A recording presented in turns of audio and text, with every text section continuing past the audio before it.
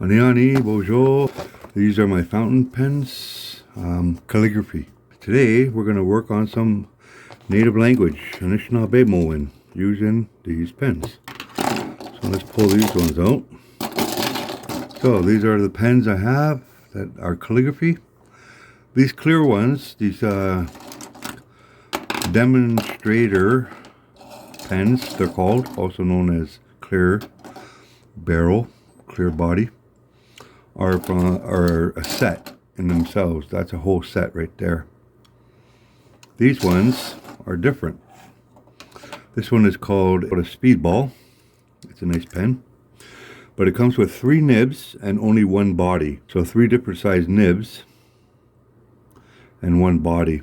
Beautiful pens, but kind of frustrating to have to take it all apart and put in a fresh nib. So that's that. These two are called manuscript. These are English nibs, and of course I label it. This is a left hand because I'm a left-hander, and if you look at it, you can see it. There's an angle to the nib. There's an angle. It's cut on an angle. You can see it has an angle to it. This one is a regular pen, a regular nib. That's a medium too, 1.1. When I'm journaling, I'll use this 1.1. And I have a third one that I really like a lot. And this is one I bought. It's called a fine. But if you look closely, it broke on its first try. See how it's cracked there? It cracked there, right down here. I don't know if you can see that. Right there, it cracked. So I was kind of disappointed about that, but it didn't crack here. No cracks around here yet, which is really good. And I like this one, eh? This one's really good for journaling. It's a fine nib. And it doesn't really tell me what size the nib it is, just that it's fine. But it's a weird fit. It's so tight here. Right here. Right there. It's very tight when I screw it in. It doesn't feel normal. It doesn't feel good. I also have it's called a Jinhao. Jinhao is a common company. People buy pens, and that's a very broad nib right there. Try to get a focus on that.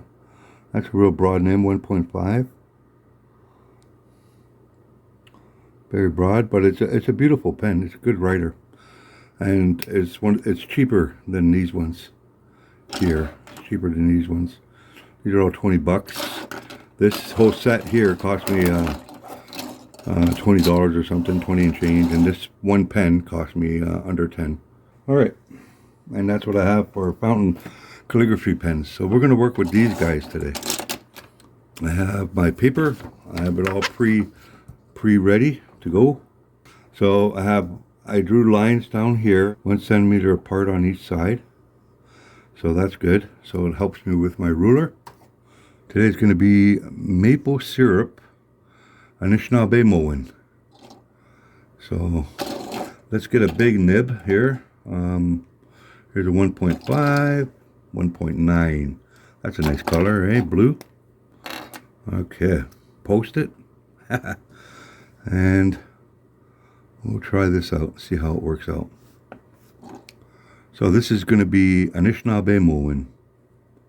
Ooh, look at that blue. Hope you can see that. So yeah, it is printing. This is going to be for the children's workbooks when I go back to the Sugar Bush. And it's really important that I share with them our language. It's so important, our language. So I am going to share the language that I know and what I've researched. And if any of you first speakers out there, you know, Anishinaabemowin, Kinomage, Kwe, Minwanene, Ninok. If you see any kind of spelling errors or anything, or you see any kind of corrections, I could have spelt it differently or said it differently, or this one is not proper word. Let me know, eh? I appreciate any kind of assistance on your part in the comment section. Wow, that's a big word, eh? Zisbak Wutok win. Zisbak Wutok win. And underneath it, we'll put Kidwanan.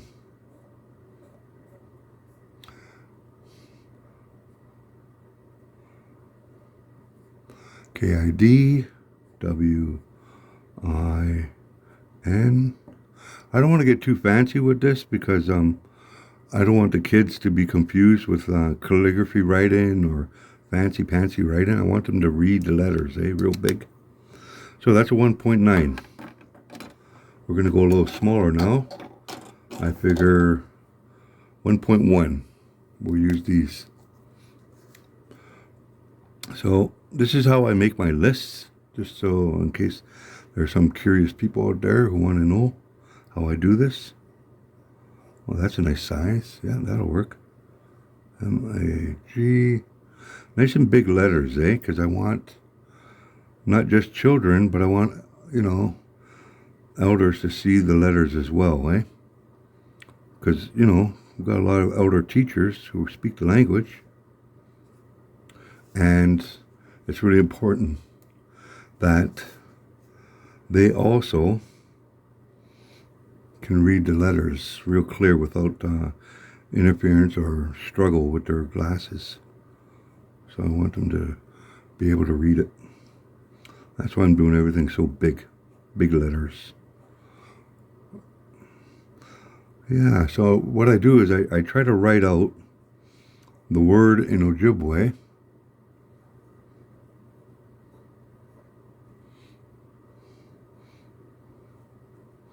And once I figure out how far the longest word is, then I'll be able to figure out how far to put my English translation on the opposite side. Yeah, so that's the job here. Learning the language is,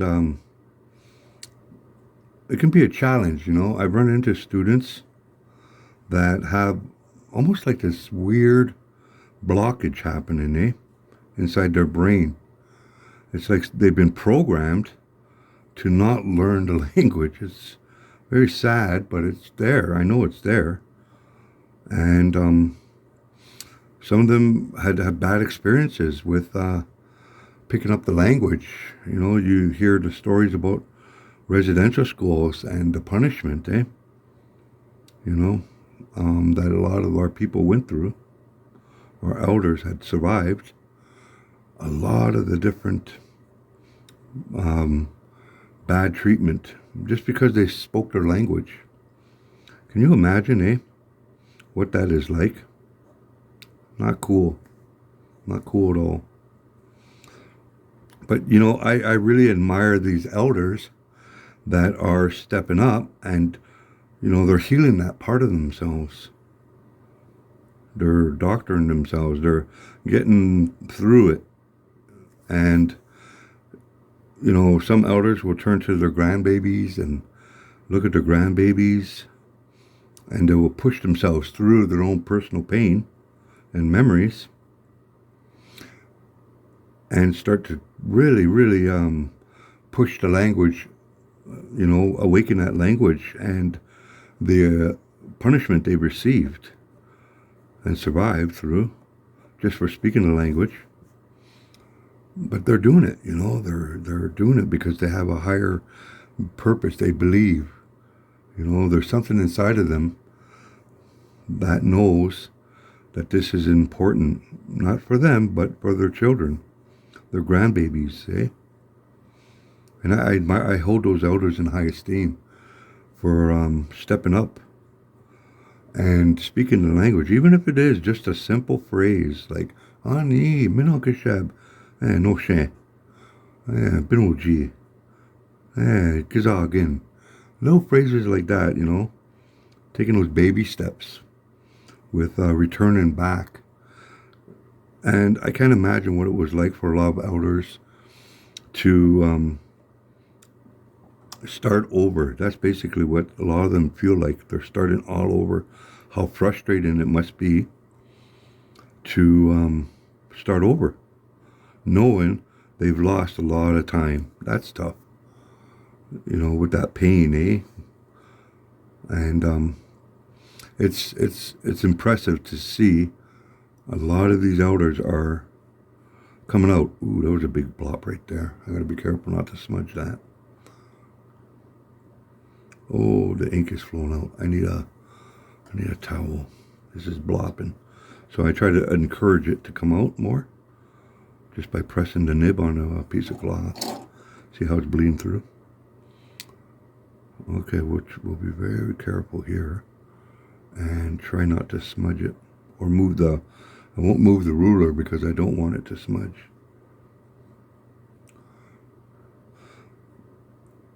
Okay, I think we're back on track. If I go lightly with the pen, the ink will flow out better. Let's take a chance and move it. Oh, good, I didn't smudge it. I'll just finish up this G and this G. Whoops. Okay, that's going to be a blop. Oh, bummer. Well, we just got to keep pushing on, eh? That's all. Sometimes we just have to accept it and move on. So what was I talking about? Oh, the elders, you know. I've heard, you know, I used to go to the residential school circles and sit with the elders and hear their stories. And, you know, there was a few times I actually wanted to just break down and cry because I couldn't get mad in front of them for what they went through. And some of their stories triggered a lot of stuff inside of me and my own personal stuff that I survived. And that our children are still going through, unfortunately. Like, you know, it's sad, but there's still a lot of our children that are going through similar experiences that the elders have gone through. And it just makes me sad that with all these modern tools and all these modern, you know, how do you say it, healing techniques, and you know, there's still families getting stuck and abused, eh? And it really hurts. I gotta wait for this little blob to dry out. That's too bad. I'll show you a trick that I can use once it dries. So that's a 1.1. We're gonna work with that. I'm gonna go right down to a 5. I apologize for this long video because, you know, learning anything takes time, eh? So what I do is I take my ruler and I'll take it and I'll measure where I want to start the next line. So I take I'm gonna pick 11 and a half, and then I come down here and I do 11 and a half. And then I draw a line, a straight line here. And I just go, wee. See these, I do it in pencil because I can erase it.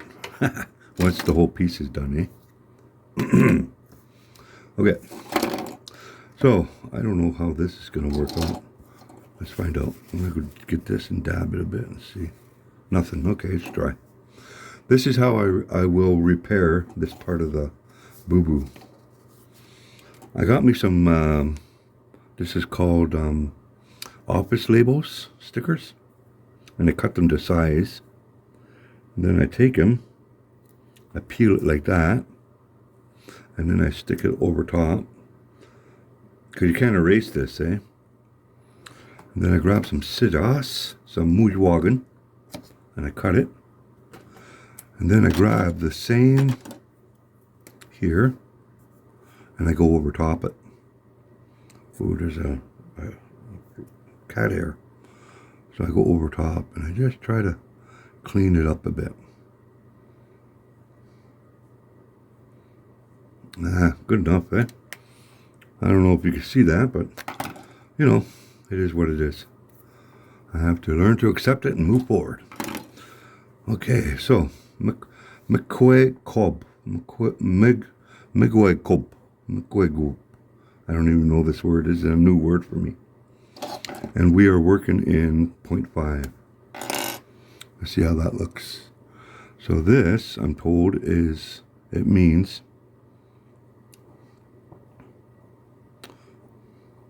in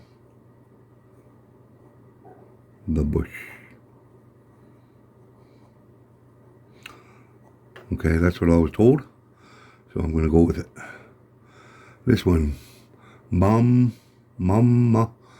Wegendewug. These are new words for me, eh? So,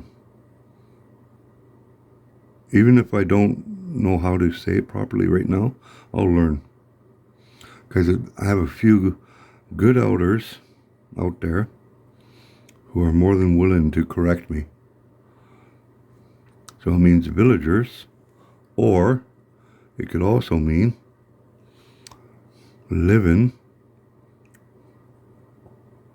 together. Oh, I messed that up. Together. Living together. I'm trying not to make too many mistakes here, but living together in the same area. In the same area. It's like it's quite a tongue twister, the word this one is.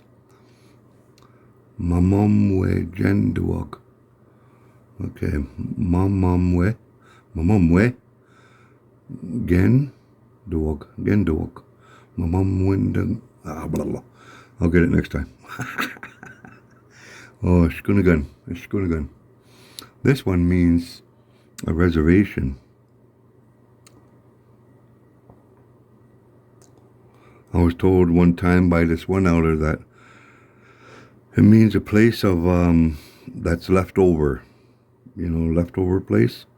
But I like what this other elder told me about Shkunagun, meaning Shkune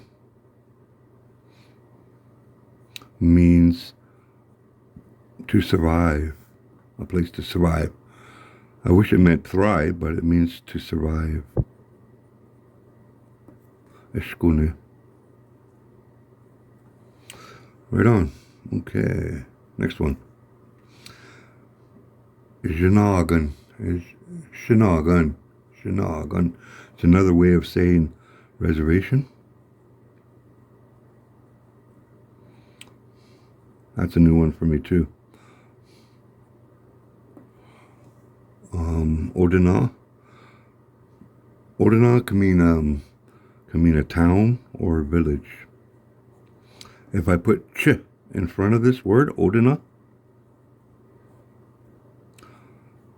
I'm turning it into a, ooh, look at that, the ink dried up. Holy mackerel. I'll give it a shake. Yeah, it's out. Shtataha. Looks like I'm going to have to refill it. I think that's the, I'll be right back. Let me get this fixed. All right, so give it a little shake. Open this up. This one's kind of cool. It comes with what is called, see how I disconnected that? This is called, not a cartridge, but a converter. So you stick it on the top here, right in through, into the pen, and then you turn it like that, and it sucks the air in. Once I stick this guy in there, it will suck up the ink. And there you go. I got a full load of brown sugar ink. Now, I'll cap it, because I'm always spilling, so I'm not taking a chance. Okay. That's out of the way. Now I take this and I clean the nib that was stuck inside the bottle. And I'll clean that. And this is brown sugar ink, so it should be the same color. I got some on my finger. It looks like, wow, it looks like Modier. Okay. Very good, very good. Let's get back to this. Now, I'm going to reassemble the pen. And let's hope I don't make a big mess. I'm going to just give it a little dab and see how it's running. running nice, it seems. Okay, let's get her done.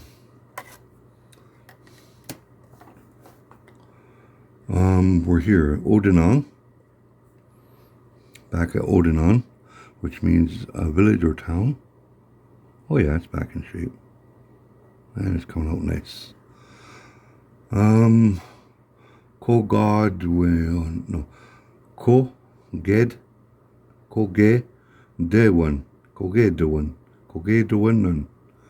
plural, Kogedewin. So this means a temporary settlement.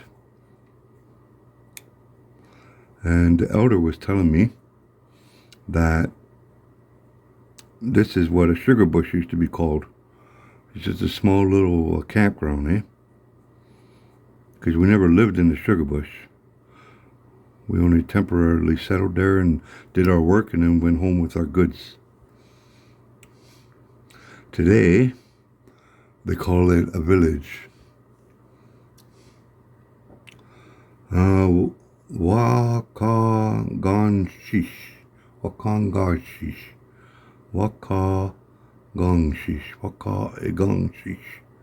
Wakagongshish is a shack. When I grew up, we used to call these wigwamish, which means a dilapidated house. Okay. Waganogan is a dome-shaped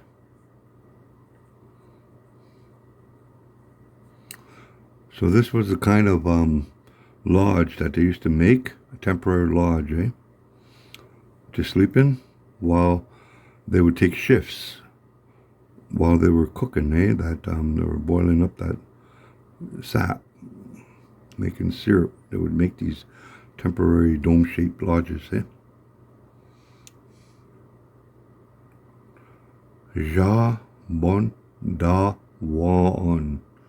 Jabondawan.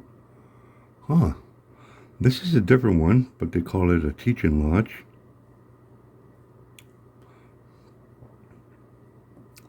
And I was told they always had a place in the bush where they would make this long lodge. It's like long, and it had two doorways, A long lodge with two doors. So you will see these kind of lodges with a lot of medicine societies, They have these teaching lodges. Okay, this one is, this one's a good one. This is appointed, Nase Ogun.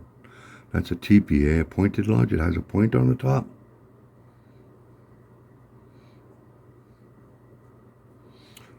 So that's what we'd call a bush lodge,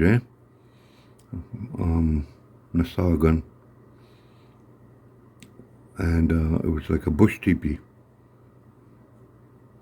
So you'd lean all these branches, tall branches, against each other. And some of these bush lodges were actually built against a tree. Just to shelter, a place to sleep, right? They bring hot rocks in to keep it warm and what have you, and the walls were thick with debris. All right, that's one page for that. I'm going to hand that in to the teachers and see if they could work with this. If not, I could redo it in a better form for them. The next one I'm going to work on is this. I just sketched these up with a pencil. Ta-da! So basically you have I drew out all these images and now I'm going to ink them up with a fountain pen. I'm going to use my favorite pen, which is a Kukuno. This one is it's called a Kakuno or Kokuno, which in Japanese means to write, I think. It's a Japanese pen, medium nib. So let's see if we can fix up these images, eh? We'll start with the hammer. Piketagon. Piketagon. Yeah, Piketagon is a hammer. So we're just, all I'm doing is, my ink ain't flowing. There it is, okay. So all I'm going to do is just do the highlight first. Keep my hand nice and steady. It's been a long time since I've drawn with a fountain pen.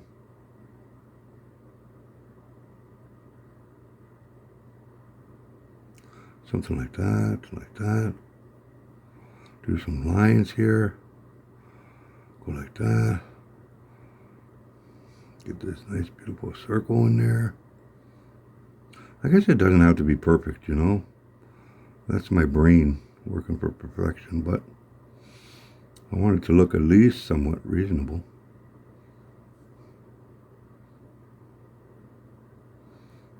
That's not bad. And then if I want real thin lines, I'll go on the side.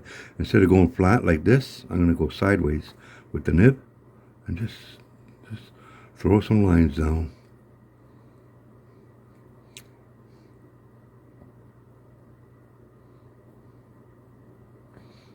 And just try to follow my pencils like that. And then turn the tape.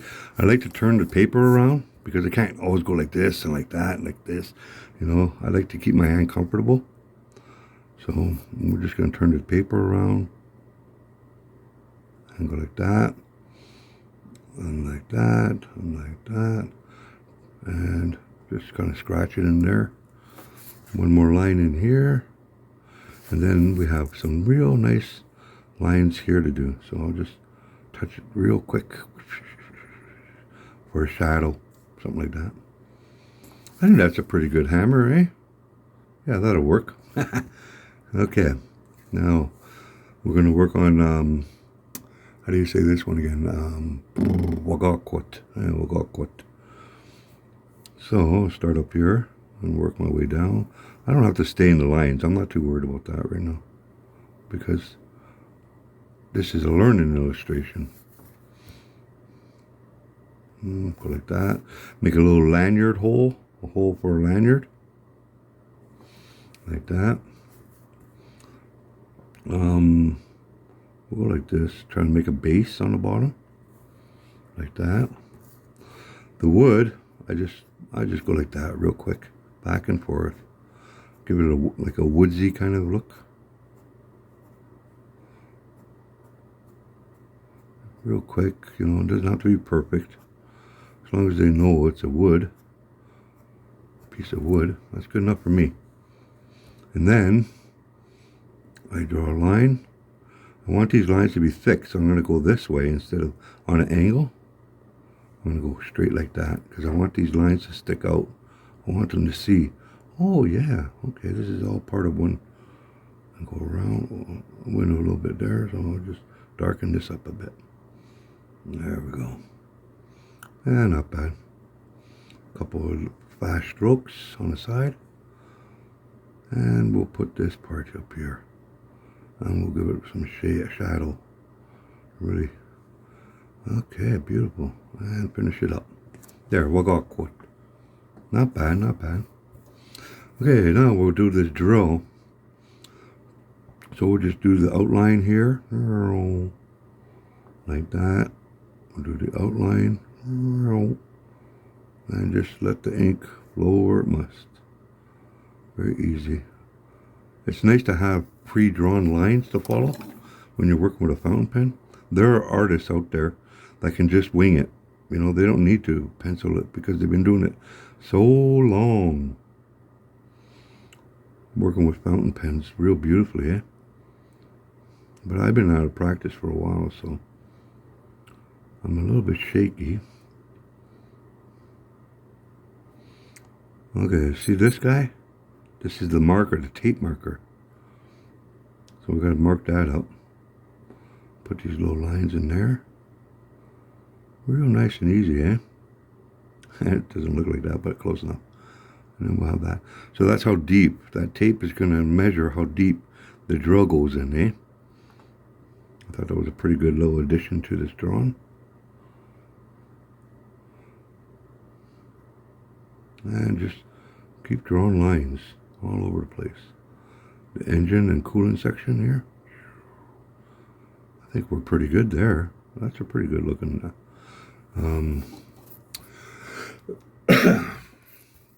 Beam. I forget how to say this one too. So many. Oh, so this one I learned from the grandmother at the bush camp. I never knew the word for spigot. You know that? I always used the word for nail. So it was really cool, man, to learn this word for spigot. And I could hear you saying, well, tell us the word. Come on. Negmekwanan. Negmekwanan. Negmekwanan, I think they called it. Yeah, Negmekwanan. Negmekwanan. For spigot. Yeah. Negmekwanan. Yeah. Negmekwanan. It's a pretty cool name. I'd like to know what exactly it means. Negmekwanan. So I'm trying to do these lines on a kind of like a curve to make it look like it's round. You know? Make it look like this part of the spigot is roundish. And now this part is roundish kind of because it's a hook. That's what you hook your pail on. And this one here. So that is a spigot. Negmekwan. Negmekwan. Negmekwan. Something like that. Negmekwan. Negmekwan. Okay. Good enough. Okay, this guy is a pail. How do you say a lid? If anybody out there knows how to say this word, the lid, because for years all I've been calling it is weak one, is a hat, eh? A kick weak one, which means it's the hat of the bucket, I guess, eh? So if you know the name for a lid, that would be covered. That'd be cool. I heard one person call it beduganogun, beduganogun, beduganogun, for a lid or a cover, eh? Beduganogun, beduganogun, peduganogun, something like that.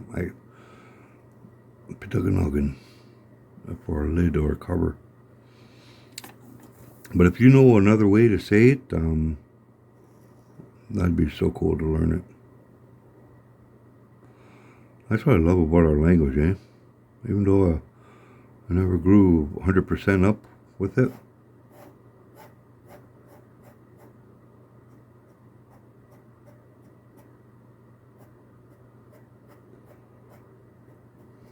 It's so fun to learn.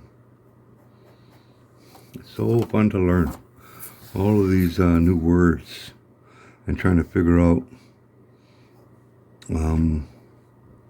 how am I going to use that in a sentence? How can I use that in a story? You know?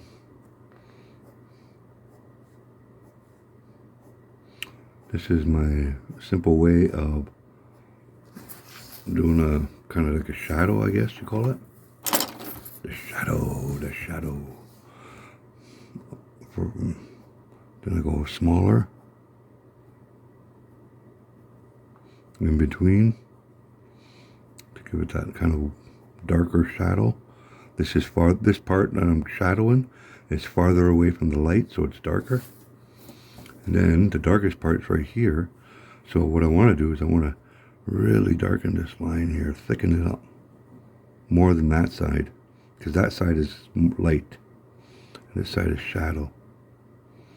So we're going to thicken that up like that. Yeah, that looks pretty good, I guess, eh? And the last one, a birch bark container. Biscuit-noggin. That's like a birch bark bucket, I guess. Biscuit-noggin. So I'm just copying my lines I did in the pencil. And I hope it's understandable what I'm drawing here, but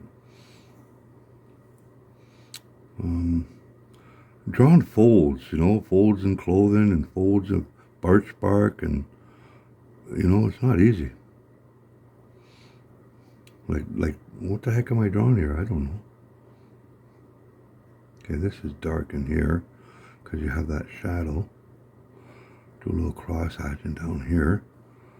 Okay, now I want to accentuate, I want to really show the birch bark, because birch bark has those grandma there. Remember Nokomis and Nanabush? Well, Nanabush took a hunting trip, and he left Nokomis at the house in the bush, And she, the birch bark agreed to help Nokomis, and he broke his word. So Nanabush spanked him with a pine needle branch, gave these markings on the bark as a reminder, to the people. If you're going to give your word, you do not break it. Your word is all you got in life. So it's really important that if you're going to say you're going to do something, whether it's like, if you're going to say you're going to do something, you better do it. Especially to grandmas, right? You never break your word to grandmas. I'm trying to add some shadow in here to show the inside of, I hope I don't mess this up.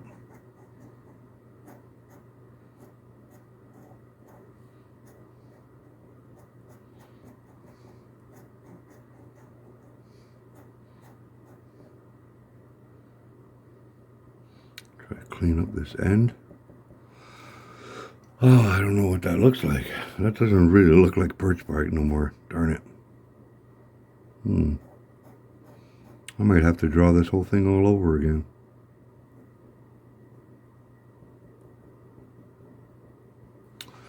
Oh, bummer. Okay.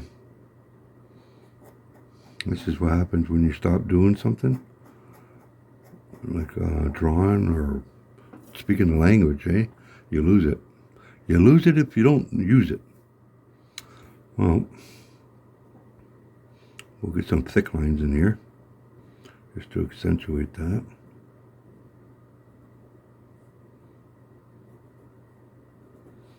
Gotta go thick and thin, Something like that,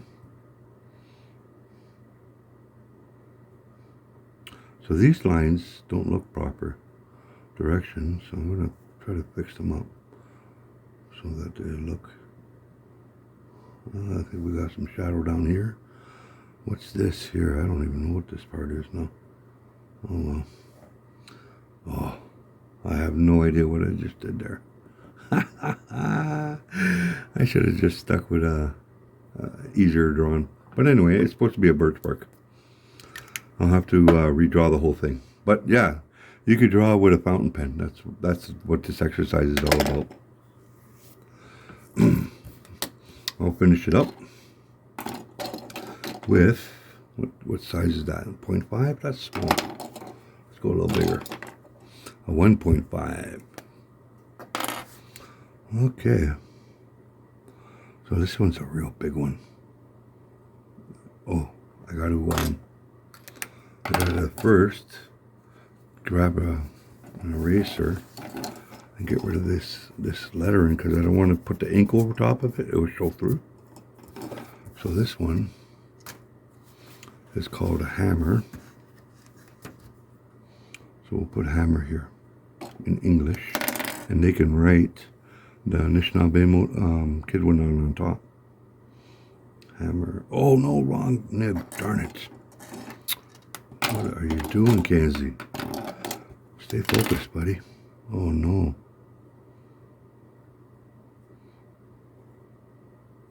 Yeah, I'm definitely going to have to redo this whole exercise. I'm a perfectionist. I love perfection, but I don't always get it on the first go. And since that is messed up looking there, I'm going to try to clean it up with a little bit of outline. So it's going to be black and red. Makade minwa misqua. Red and black. Kade misqua. Like that. Okay, that was a good little clean up there. A hammer. This one's called an axe. Wagok.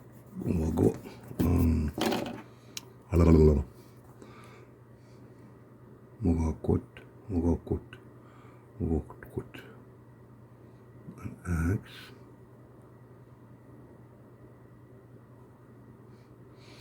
Yeah, these are the kind of assignments I like to give to the kids. I like to hand these out. I do this for free. This is all volunteer. You know, I'm not being paid for it or anything. I just make them up by my own. Because when I was in school, everything was written out and there was no imagery. When I learned Latin, when I learned French, when I learned Italian, they never gave me images like this. And it was, you know, I didn't do any good. I was no good at those language courses in my growing up in the Catholic system. And it was very difficult. Let's just say I never learned anything, and I don't remember anything. A little bit of French, but the other ones, forget it. All right, spigot. Don't lose your concentration, Kenzie. Stay focused. And we'll just kind of highlight this. I got some splattering going on there. Some feathering. I don't know what's going on. Maybe my nib is dirty. Okay, clean my nib. And just go over top of it. Maybe it's because the red ink underneath is still wet and it's making it feather more. I don't know. Manji dick. That means I don't know. A manji dick. Manji dick. I don't know. This one's called a drill. I forget how to say drill. Beam something. Next time I'll give you a drill. Yeah, I was going to draw an old-time hand drill instead of this electronic one, this modern drill. Maybe I will do the whole thing over again and put in an old school drill.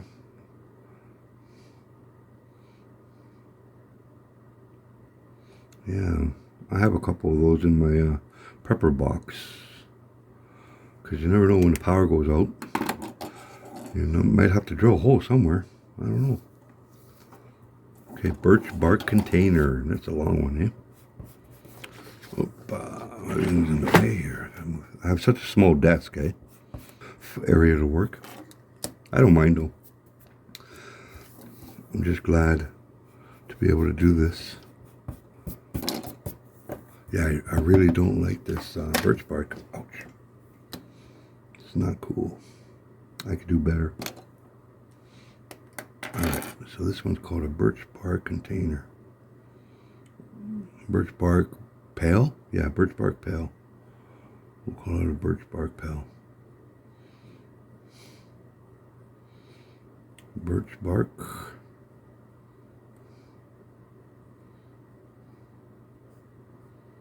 Pail.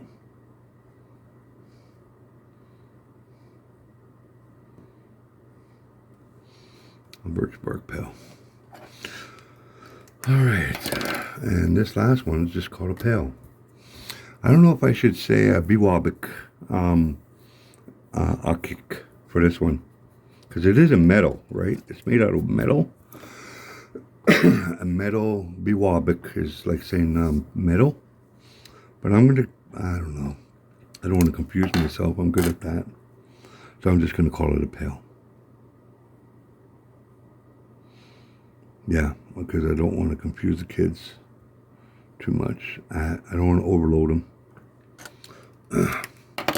Just keep it simple.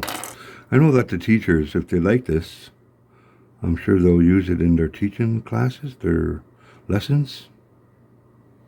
I hope they do, you know, that's the whole goal, right? Is to support our teachers, language teachers. That's what it's all about for me. And if they like what I have and they want what I have to give, by all means, you know, take it. That's what I say. If you don't like it, well, there's lots of other amazing artists out there, a lot better than me. Well, you know, that can do a lot better than me. I can actually name a few of them. Yeah, great artists out there.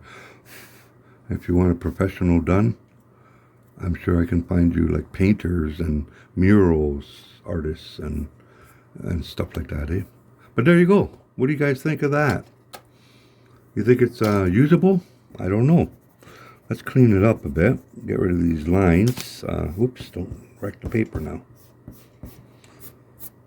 I don't know. What do you guys think of that? Yeah. Should label it, eh? Oh yeah, and my buzzgum, she's always saying, will you please put your name on your work? You know, because a lot of my pieces that I've done in the past, they end up on Pinterest and people are making money on it. People are like really, literally taking my language lessons and artwork, and they're literally, you know, making posters out of them and, you know, booklets and selling them. And I was like, wow. And at first I thought, oh, it's Anishinaabe. Oh, my people are taking my stuff. Yeah, let them take my stuff. I don't care. But then I find out my stuff is out in Germany and England and various countries, America. And people are actually selling it. And I'm like, whoa, that's pretty. I don't know what to think about that. I'm going to keep the pencil on there. It looks kind of cool. Oh, I don't know what to do with this guy. This guy is really... I'll keep it like that. So, we'll put our name on here. I'll put it on the kick here, eh? Kansas 2024. Okay, I'll put that there. Like that. There's my name, Buzzgum. Kansas. Okay. Now let's put some lines in here so the kids can write the Anishinaabemowin in there, eh? Where's my pen? Okay, here we go. Good old Kakano. Good old Japanese fountain pen. I'm just going bloop, bloop, bloop, bloop, bloop, bloop, bloop, bloop, bloop. And they could write the Anishinaabemo in there, you know? Bloop, bloop, bloop, bloop. So this is just an example that you can actually, you know, sketch with a fountain pen. It's not just for writing. I see some amazing lifelike photographic artwork out there done with one of these pens. It's absolutely incredible what people are drawing, sketching, illustrations. It's incredible what they're doing with fountain pens.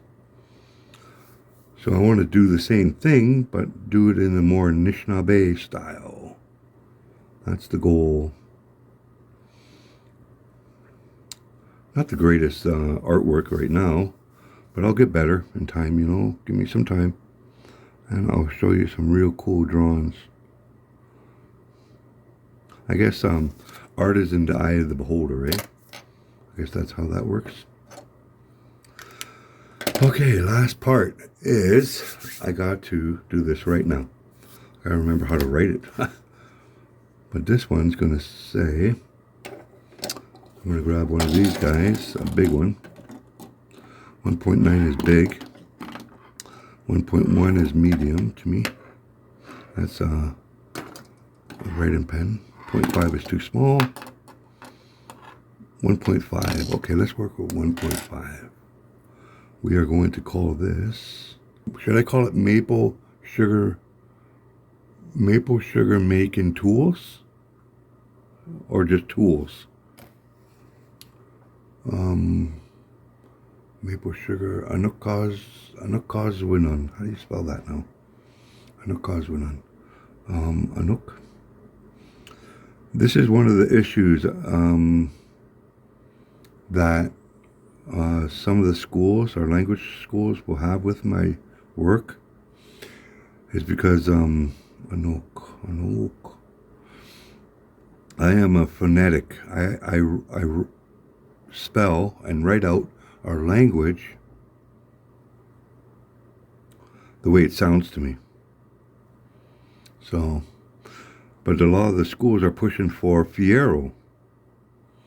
And Fiero is a different writing style for our language.